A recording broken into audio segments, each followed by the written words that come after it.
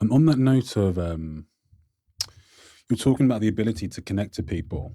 And I think a lot of people on the left have sort of reflected, and the political parties who are supposed to be representing the left felt like this has been lost.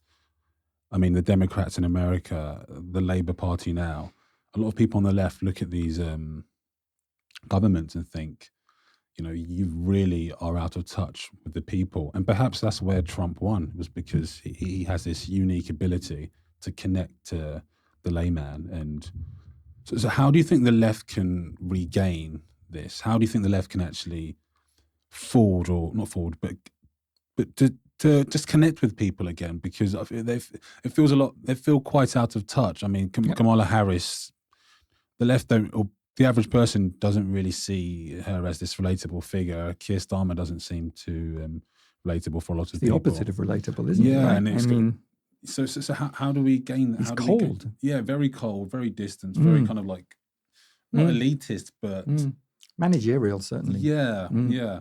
Mm. So I agree with you. I totally agree with you. I think it's completely the wrong way. But where do you think to this stems approach it. from? Why is the left? Why are the parties representing the left have become so out of touch with the layman? I think there's probably loads of ways you could analyze it. I do think there is a genuine class issue in this country, and I think it exists, in NGOs as well. Like I think the connections across our society have got weaker and weaker and weaker to the point where they've kind of broken. I think there's lots of reasons for that.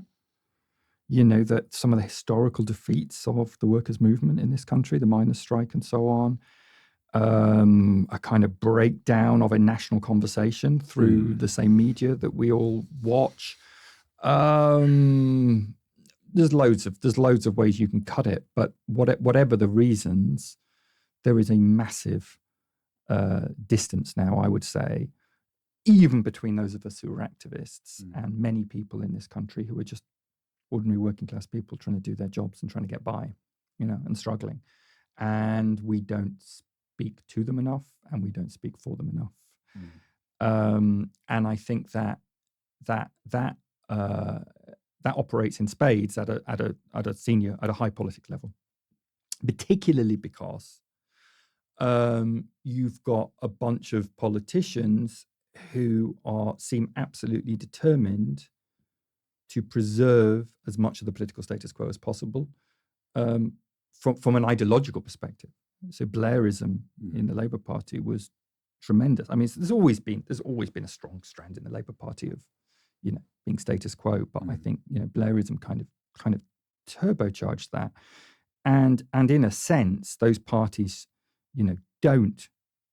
they don't at all really play the role anymore of representing the interests of the ordinary person. They play a role of stabilizing the state at those times when the Conservatives are not in power, right? Or like you've just seen recently, right, where the Conservatives become so out there, so chaotic, so unable to govern.